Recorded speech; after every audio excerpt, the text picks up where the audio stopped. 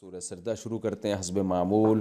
اس کا مختصر لفظی ترجمہ ہوگا مختصر گرامر کے ساتھ، پھر انشاءاللہ اس کی تفسیر ہوگی. بسم اللہ الرحمن الرحیم، یعنی 21ویں پارے کا رکوع نمبر 14 اور سورہ سجدہ کا رکوع نمبر 1. بسم اللہ الرحمن الرحیم. الف لام میم حروف مقطعات میں سے ہے. تنزیل الکتاب لا ریب فیہ، کتاب کا نازل کرنا، ایسی کتاب لا ریب فیہ جس میں کوئی شک نہیں ہے، یعنی جس کے اللہ کی طرف سے ہونے میں کوئی شک نہیں ہے. من رب العالمین، اللہ اس رب کی طرف سے ہے جو تمام جہانوں کا پالنے والا ہے. یعنی کتاب کا نازل کرنا جو ہے یہ اس رب کی طرف سے ہے جو تمام جہانوں کا پالنے والا ہے، اور اس کتاب میں کوئی شک نہیں ہے. ام یقولون افتراہ، کیا یہ لوگ کہتے ہیں کہ افتراہ، کہ محمد صلی اللہ علیہ وسلم نے گھڑ لیا ہے اس قرآن کو. بل هو الحق، نہ بلکہ یہ کتاب تو برحق ہے. من ربی کا، تیرے رب کی طرف سے ہے.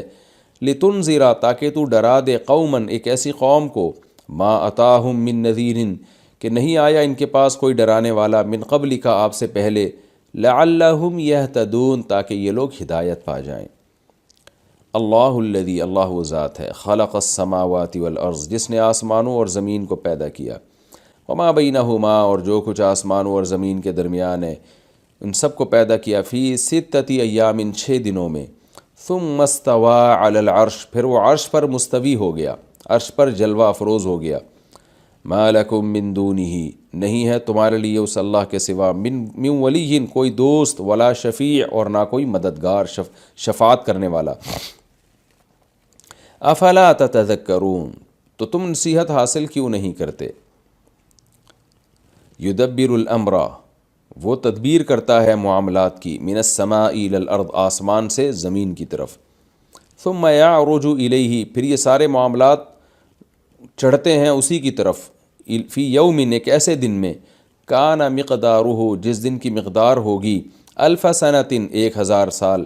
مما، وہی بات اصل میں من ما تھا، من ما، اس چیز میں سے ہوگی، تعدون، جس کو تم شمار کرتے ہو، یعنی تمہارے شمار کے حساب سے وہ 1000 سال کا دن ہوگا.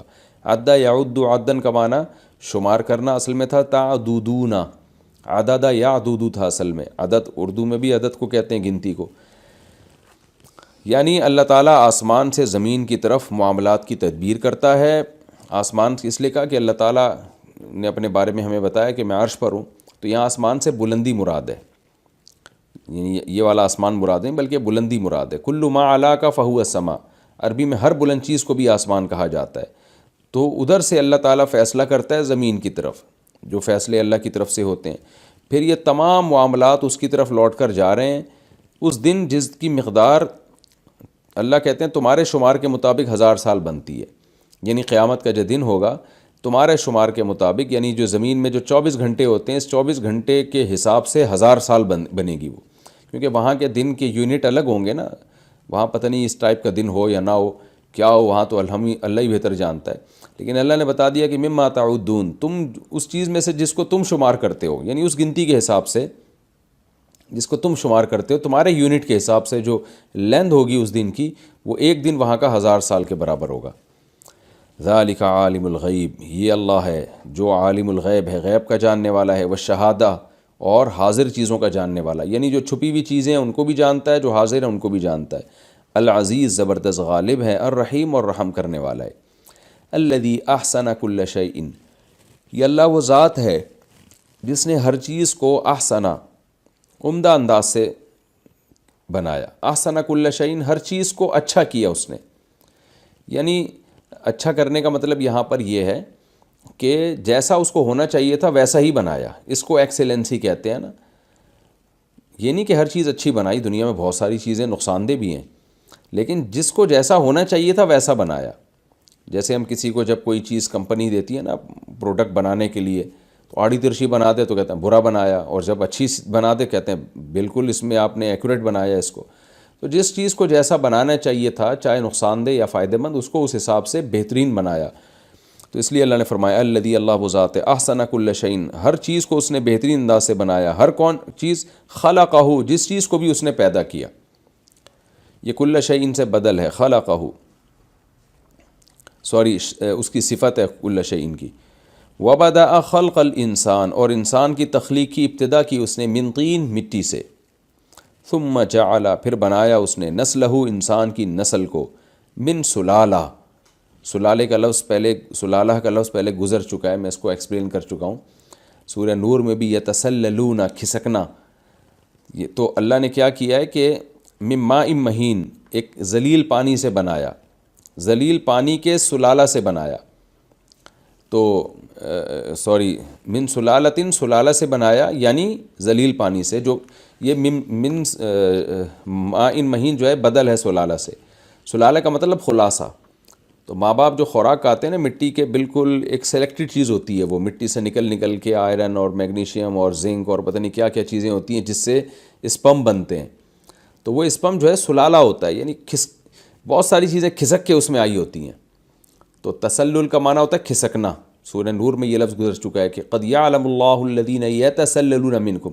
منافقین صحابہ کی مجلس سے ایسے کھسک کے نکل جاتے تھے، تو ہم جب خوراک کھاتے ہیں تو وہ ساری مٹی سے بن کے آتی ہے، پھر ہم جب کھاتے ہیں تو اس میں سے جو بھی اسپم کے لیے چیزیں درکار ہوتی ہیں ایسے وہ چپکے سے جو ہے نا ایسے کھسک کے نکل کے چلی جاتی ہیں اس میں، تو یہ اللہ نے گویا کشید کیا یہاں سے، کھینچا ہے ان سب چیزوں کو اور اسپم میں جمع کر کے انسان کو اس سے ڈیزائن کیا، بنا دیا اس نے، تو یہ اللہ کی بڑی قدرت ہے۔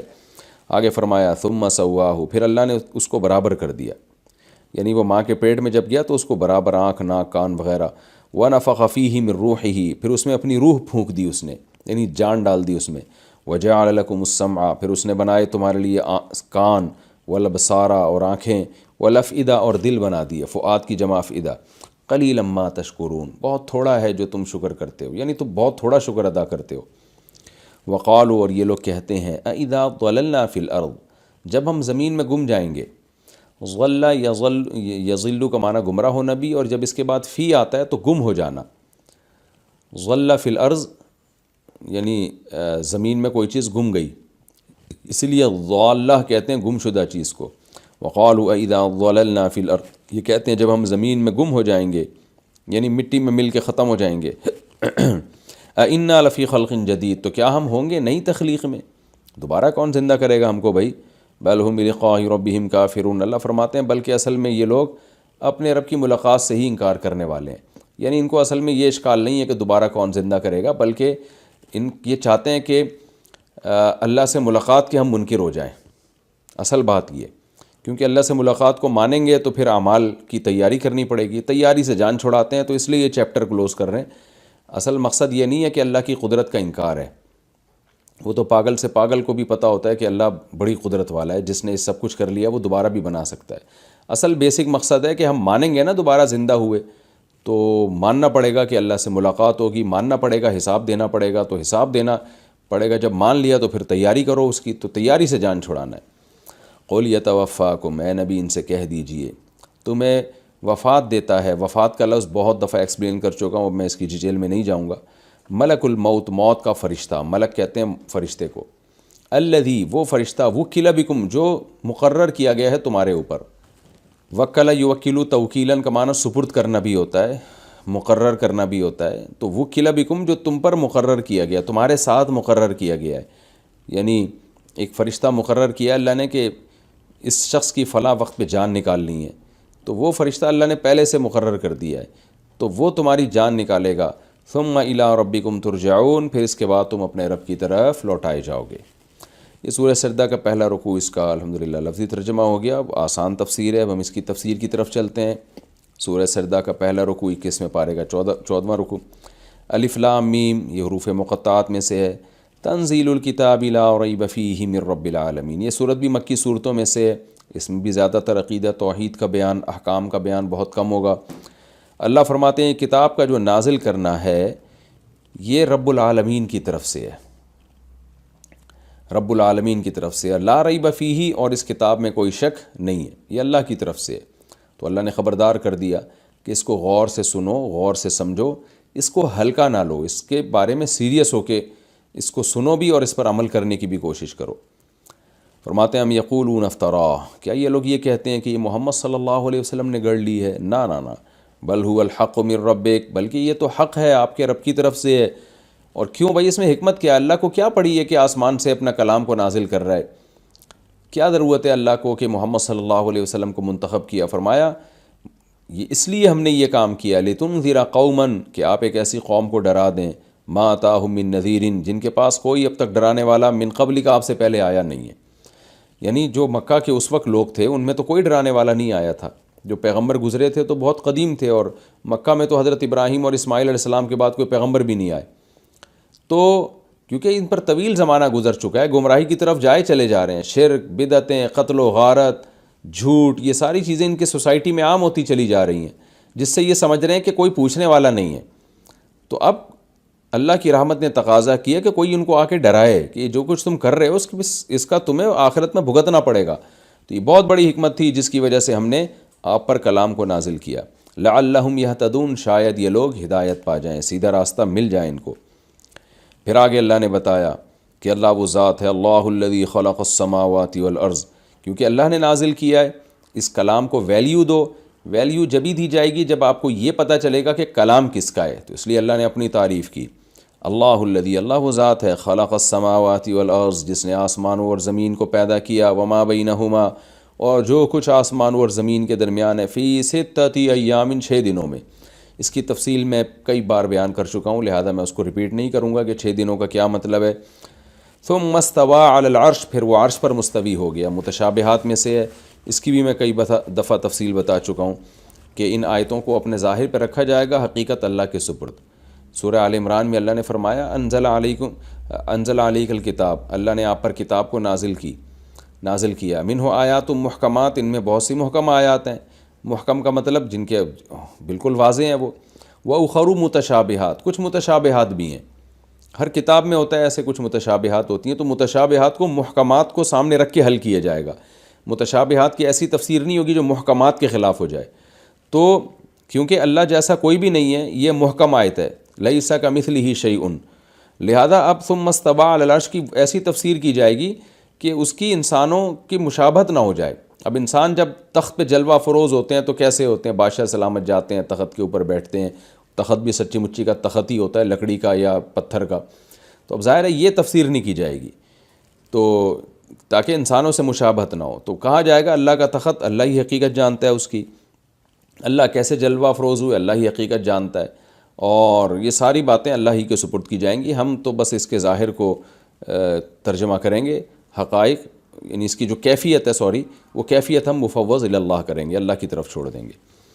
تو ثم استوى علی العرش، پھر وہ عرش پر مستوی ہوا، یعنی جو عرش ہوتا ہے، ما لکم من دونہ من ولی، تمہارے لیے کوئی بھی اس کے سوا کوئی دوست نہیں ہے، ولا شفیع، اور نہ کوئی شفاعت کرنے والا، یعنی شفاعت بھی اللہ ہی کرے گا اور دوست بھی اللہ ہی ہے۔ یہاں شفاعت سے مراد ہے وہ شفاعت جو قہری ہو، زبردستی کی شفاعت، کیونکہ اللہ کی پرمیشن سے شفاعت ہو سکے گی قیامت کے دن، اس کا قرآن ہی میں ذکر ہے، جس پر میں کئی بار پہلے بیان کر چکا ہوں، یعنی یہ قرآن ہی کی آیتوں کے ریفرنس سے میں اس مسئلے کو ایکسپلین کر چکا ہوں کہ وہ شفاعت جس کی اللہ شفاعت کی اجازت دے گا، جس کو اجازت دے گا اور جتنی اجازت دے گا، یعنی مخصوص لوگوں کے لیے مخصوص حد تک اور مخصوص افراد ہی کر سکتے ہیں اس شفاعت، تو یہ محدود شفاعت کی اجازت ہوگی۔ وہ مخصوص لوگ کون ہوں گے؟ پہلی شرط ہے کہ اہل ایمان اور اہل توحید میں سے ہوں، وہ اسلام پر ہوں، ان کی موت اسلام پر واقع ہوئی ہو۔ نمبر 2، ان کے لیے لمٹ شفاعت ہوگی، وہ کتنی، وہ ہر ایک کے لیے الگ ہوگی، اور کرے گا کون؟ جو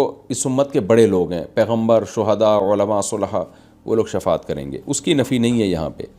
افلا تتذکرون، تو کیا تم نصیحت حاصل کیوں نہیں کرتے؟ اچھا، جو اللہ کی طرف سے شفاعت، اللہ نے کہا نا کہ اللہ کے علاوہ کوئی شفیع نہیں ہے، تو یہاں بھی جن کو اللہ اجازت دے گا تو وہ بھی تو اللہ کی اجازت سے ہوں گے نا، اس لیے لا اللہ ہی سے لگانی ہے، راضی اللہ ہی کو کرنا ہے، کیونکہ وہ بھی آپ کے بارے میں پرمیشن جب لیں گے تو اللہ دے گا پرمیشن، اللہ اپنے محبوب لوگوں کے بارے میں ظاہر ہے پہلے پرمیشن دے گا۔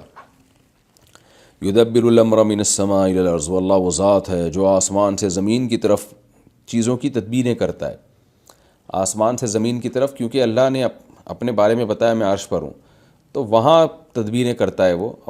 پھر بار بار میں بتاؤں کہ کما هو لائق بشانی، اس کی حقیقت میں اس کی کیفیات میں جانے کی اجازت نہیں ہے، زیادہ اس میں گھسنے کی ہمیں اجازت نہیں ہے، یہ حقائق ان کی اللہ ہی جانتا ہے، تو اس لیے فرمایا ہم بس اتنا کہ وہ تدبیریں کرتا ہے زمین کی طرف.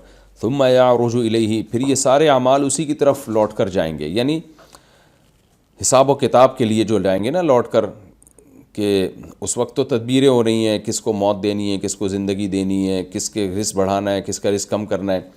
پھر یہ سارا جو حساب و کتاب کے لیے فائلیں جو بن رہی ہیں نا، یہ ساری جائیں گی قیامت کے دن اللہ کے سامنے پیش کی جائیں گی.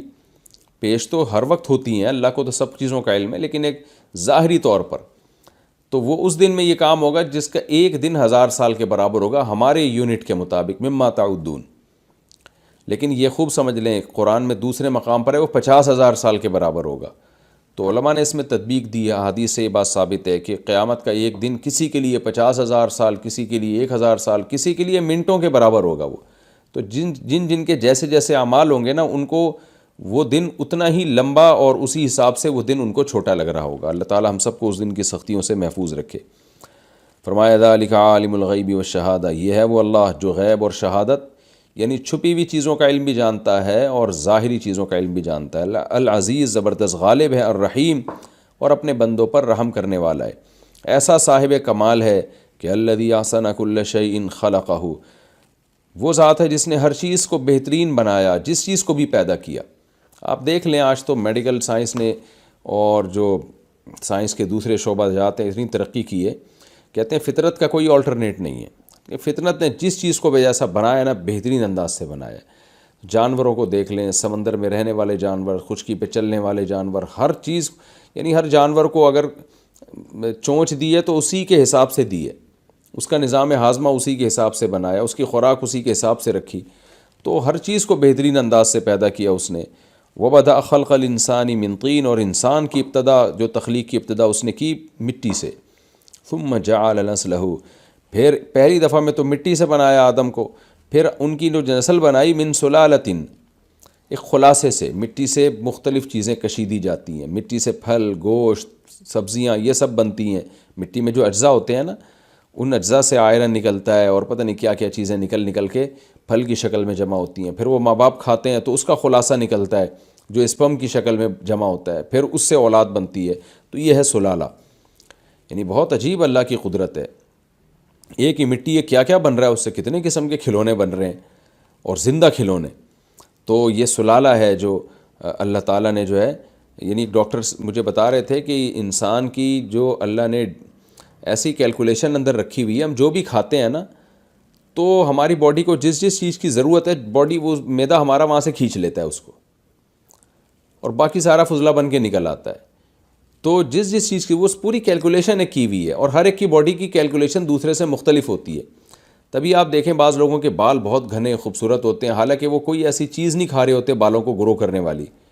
اور بعض لوگ پورے ملٹی وٹامن کھا رہے ہوتے ہیں اسپیشل بالوں کے لیے، پھر بھی بال ان کے جھڑ رہے ہوتے ہیں اور وہ بالوں میں خوبصورتی نہیں ہوتی. وجہ کیا ہے؟ دونوں کی باڈی میں ایک جیسے سافٹ ویئر نہیں ہے.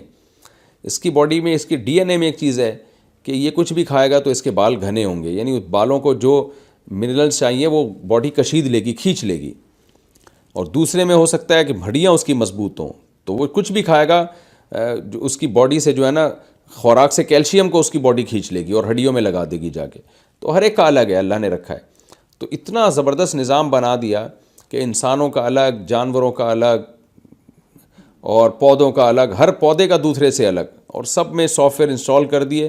اب سب کو ایک جیسی کھاد، مٹی، پانی مل رہا ہے، لیکن رزلٹ سب کا بالکل ایک الگ آ رہا ہے. تو انسان کا بھی ایسا ہی ہے کہ کیا کچھ ماں باپ کھا رہے ہیں، لیکن اسپم بن رہے ہیں وہ ایک بالکل ہی ایک الگ پروسیس ہے.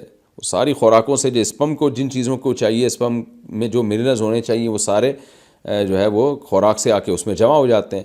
اور کیسے اللہ تعالیٰ اپنی قدرت سے بچے کو تیار کرتے ہیں ماں کے پیٹ میں. فرمایا ثم سواہ، پھر اللہ نے اس کو برابر اس پانی سے، ایک گھٹیا پانی سے، یعنی گھٹیا کا مطلب جس کو عرف میں برا سمجھا جاتا ہے، گھٹیا سمجھا جاتا ہے، گھن آتی ہے انسان کو اس سے. ماء مہین کا یہ مطلب ہے. ثم سواہ، پھر اس سے انسان کی کو تسویہ کیا. یہ پہلے بھی میں بتا چکا ہوں کہ مہین جو ہے نا، کیونکہ گھٹیا پانی کو کہتے ہیں، تو امام حنیفہ رحمہ اللہ کی رائے میں اسی آیت کی وجہ سے منی جو ہے ناپاک چیزوں میں شمار ہوتا ہے اس کا.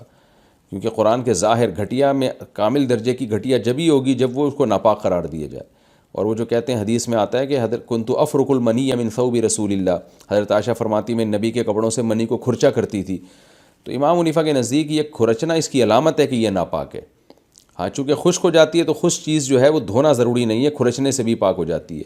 جبکہ دیگر ائمہ کے نزدیک یہ منی کے پاک ہونے کی دلیل ہے. امام شافعی اور امام احمد کے نزدیک وہ کہتے ہیں منی اگر ناپاک ہوتی تو حضرت عائشہ کھرچتی نہیں بلکہ اس کو باقاعدہ دھوتی. تو چونکہ امام حنیفہ کا مذہب یہ ہے کہ وہ قرآن کے ظاہر کو بہرحال ترجیح دیتے ہیں، تو انہوں نے حدیث کا وہ مفہوم بیان کیا کہ قرآن سے وہ میچ کرنے لگے. کیونکہ گھٹیا میں ظاہر یہی ہے کہ گھٹیا میں کامل درجے کی گھٹیا وہی چیزیں ہوتی ہے جو ناپاک بھی ہوتی ہے. اس کی میں اس فقہی مسئلے کو میں اس سے پہلے بھی ڈیٹیل کے ساتھ بیان کر چکا ہوں. ثم سواہ، پھر ہم نے اس انسان کو برابر کیا، ونفخ فیہ من روحہ، اور اس میں اپنی روح پھونک دی. یہ کتنی عجیب بات ہے، بچہ زندہ ہو جاتا ہے. یہ زندہ کیسے ہوتا ہے بھائی؟ تو بے جان لوتھڑا تھا، اچانک اس میں جان کیسے پڑ گئی؟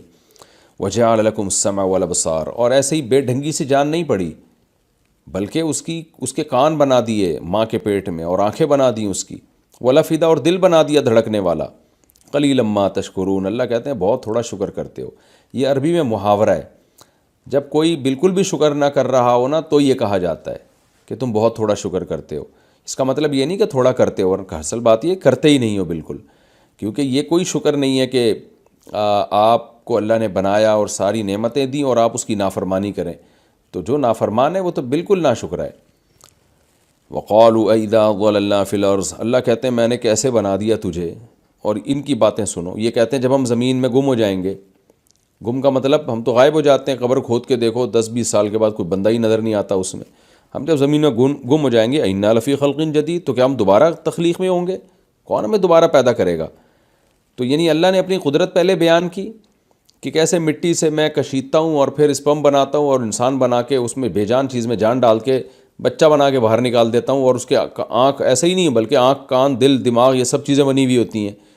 تو جو یہ کام کر سکتا ہے دوبارہ کیوں نہیں پیدا کر سکتا؟ تو اس لیے اللہ نے کہا کہ یہ الٹی باتیں کرتے ہیں. کہتے ہیں ہم جب زمین میں گم ہو جائیں گے کیا ہم دوبارہ پیدا ہوں گے؟ بل ہم بلقاء ربہم کافرون، اللہ کہتے ہیں اصل بات یہ اپنے رب کی ملاقات سے انکاری ہیں. کیونکہ یہ مان لیں گے نا اگر ہم دوبارہ پیدا اللہ ہمیں کر سکتا ہے، تو پھر ان کو یہ بھی ماننا پڑے گا، اقرار کرنا پڑے گا کہ ہماری اللہ سے ملاقات ہوگی. اور یہ بھی اقرار کرنا پڑے گا کیوں ہوگی بھائی، حساب و کتاب دینا ہے. تو ان سب باتوں کے بعد آ کے خواہشات قربان کرنی پڑیں گی. شراب چھوڑنی پڑے گی، زنا چھوڑنا پڑے گا، جھوٹ چھوڑنا پڑے گا، سود چھوڑنا پڑے گا، اور بہت ساری برائیاں جس کو اسلام نے برائیاں کہا ہے وہ چھوڑنی پڑیں گی. نماز کی پابندی کرنی پڑے گی، صدقات و خیرات، زکوٰۃ، صلہ رحمی، ایک طویل سلسلہ شرعی احکام کا. تو اس لیے ان سب کا بہترین حل یہ کہ آخرت کا انکار کر دو، جیسے کہ ایتھیس لوگوں نے کیا. انہوں نے تو اور آگے نکل گئے، خدائی کا انکار کر دیا، تو اب سب کچھ حلال ہو گیا ان کے لیے. تو اللہ کہتے ہیں اصل بات یہ خواہشات کی غلامی، اللہ کا انکار جس کی بیس پہ یہ، اللہ سے ملاقات کا انکار جس کی بیس پہ یہ اس طرح کی باتیں کر رہے ہیں. پھر آگے آپ ان کو اے نبی آپ ان کو بتا دیجئے کہ تم جس طرح مرتے ہو نا تو موت کے وقت تمہاری روح فرشتہ نکالتا ہے. تو جس اللہ نے تم پر فرشتے کو مقرر کیا ہے روح نکالنے کے لیے، وہی اللہ قیامت میں تمہیں دوبارہ زندہ بھی کرے گا. موت کے بعد تم فنا نہیں ہو جاتے.